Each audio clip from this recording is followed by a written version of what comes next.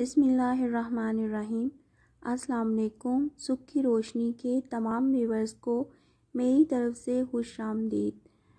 आपको मेरी वीडियोस पसंद आ रही हैं तो प्लीज़ आप मेरे चैनल को सब्सक्राइब करें।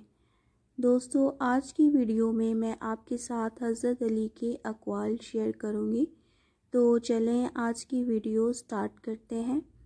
मौला अली अलैहिस्सलाम का कौल है कि जिसने किसी को अकेले में नसीहत की उसने उसे संवार दिया, और जिसने किसी को सबके सामने नसीहत की उसने उसे मज़ीद बिगाड़ दिया।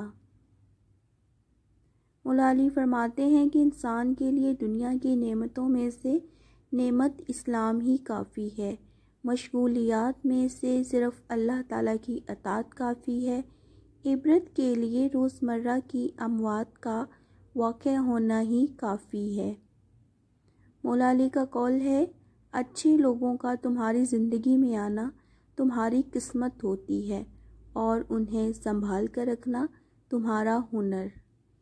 फ्रेंड्स, अगर आपको वीडियो पसंद आई है तो प्लीज़ लाइक एंड शेयर भी लाजमी कीजिएगा।